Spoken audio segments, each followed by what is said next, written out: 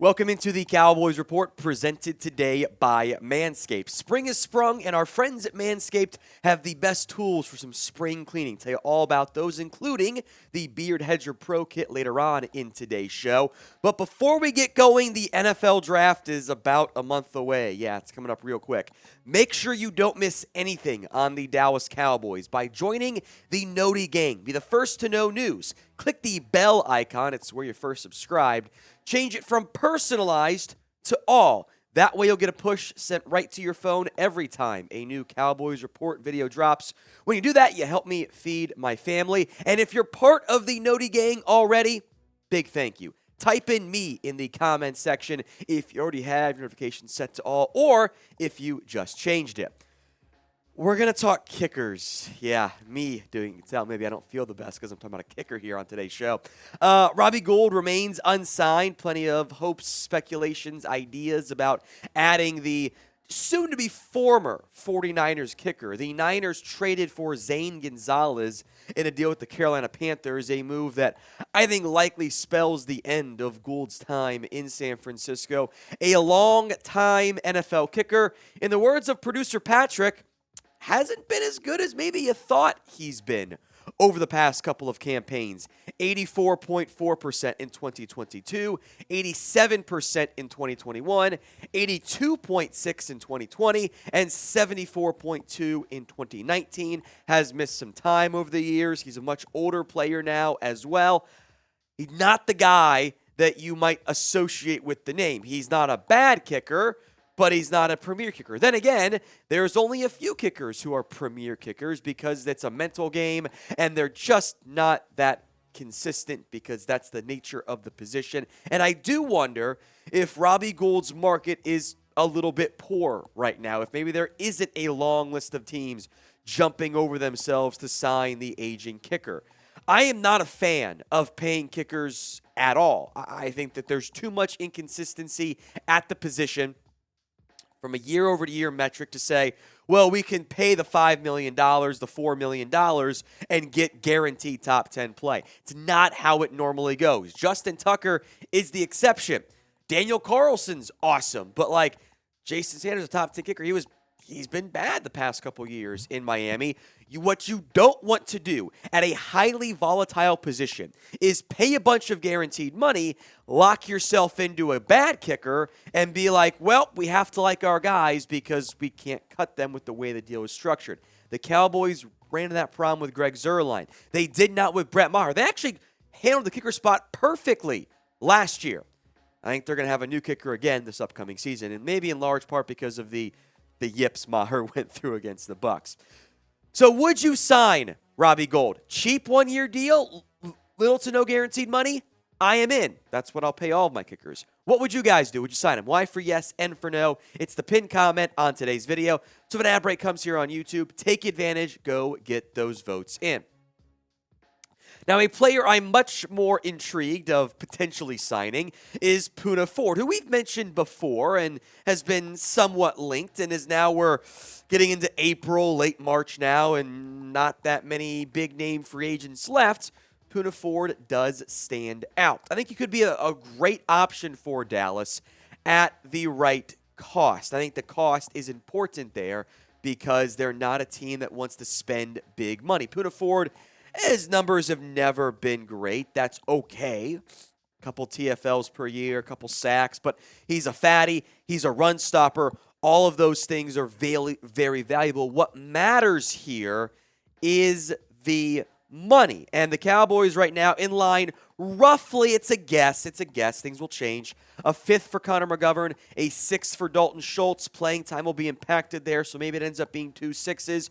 You would want to avoid potentially canceling out one of those signings by paying too much money. And frankly, anything more than $3-ish million per year is going to put you in jeopardy of losing one of those comp picks. So I think Poona Ford could get more than $3 million, but for the way the Cowboys like to play the comp pick game, I don't know if they're going to want to spend more than that. So if the price gets lower, maybe Poona Ford, in addition to or replacing Johnathan Hankins, starts to make sense. There was a report from Brian Broaddus that Hankins was kind of dragging his feet, DT is the one area this team is thin at right now. They don't have very much, and I want to bring back Carlos Watkins potentially as well. I want to bring back Hankins. I would love to get Poona Ford because that would give me a big-time fatty up front. But as it sits right now, I think defensive tackle is the team's biggest need. So name a free agent who you guys want to sign. Sound off for me in the comment section. Any free agent, let me know right now. It's time to tame your mane with the Beard Hedger Pro Kit. The sun is peeking back out, which means you have to show your face in daylight again. Use the kit to make sure your scruff looks award-winning, whether you got glorious beard flow or smooth, sleek cheeks. The Beard Kit has the Beard Hedger, a waterproof cordless trimmer with a rotary wheel that gives you 20 hair cutting lengths, beard shampoo, conditioner, beard oil, beard balm, and the Pro Kit comes with 3 free gifts: a beard brush, comb, and scissors to ensure your beard is ready to impress. Save 20% off and get free shipping with code COWBOYS at manscaped.com. That's 20% off and free shipping with promo code COWBOYS at manscaped.com. Focus on the face and use the Beard Hedger Pro Kit for the cleanest look in the game. All brought to you by the leaders in below the waist grooming and above the chin grooming now.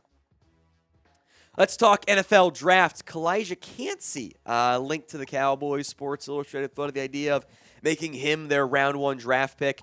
We mentioned defensive tackle being a big-time need. Now, that's a little bit more on the one technique, the run-stopping nose guard. Kancey is anything but. But from a higher end, not just like immediate need perspective, the one thing I would love to get this Cowboys team is an impact disruptive 3 technique. They don't really have that guy. They haven't in a long time. And that was when, David Irving was good and/or didn't try a little bit at football, but he didn't try that much in the end. Calijah Kancey, late round 1, is about the right range for him. 7 sacks, 14.5 TFLs. His pressure rate, an impressive 17.1%. Very undersized, 6'1", 280-ish. But he ran a 4.67 40 at 281 pounds. That is some unbelievable athletic ability. Even 4.67 at 281 is insane. The problem for me, and for the Cowboys too, is the size. Calijah Kancey is about as small as you will find at a defensive tackle. 6'1", 281. The arm length is about as short as you will ever find at the position. 30 and 5/8 inch arms. If you want to go the percentile, that's first percentile, as low as it gets. The Cowboys love their height, weight, speed guys. That is not Calijah Kancey. But the athletic upside, if the board falls the right way, he could absolutely be a good pick for the Cowboys, but it would be off type. It would be a player that does not fit their normal size measurables. Kancey's a fine answer for who do you want to draft in round 1. Drop that player name for me right now in the comment section. Who do you want the Dallas Cowboys to draft in this upcoming NFL draft? New mock draft, by the way, coming soon. Make sure you're subscribed. All right, final news item of the day is, again, I apologize for the stuffy nose. Terence Steele, good news here. Maybe you saw the Instagram post of Duke Manyweather, his offensive line coach. Great coach, by the way. Rehab's going well. He is already training without his knee brace. No knee brace on for the training with Terence Steele. In general, everyone always says, rehab's going great ahead of schedule. 8 times out of 10, it's actually not ahead of schedule. That just means it's on schedule. In Terence Steele's case, though, I do think he's actually ahead of schedule on the rehab from that torn ACL he suffered later in the season.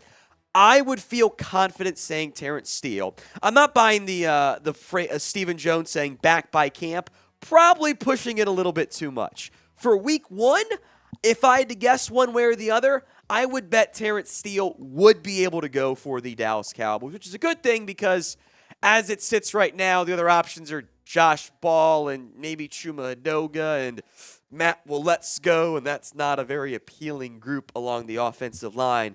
Maybe put Tyron Taylor there, but then you need to find a left tackle. So I feel good about Terence Steele making his return this upcoming season. The run game really missed him. The running game struggled without Terence Steele. They did not have the same success.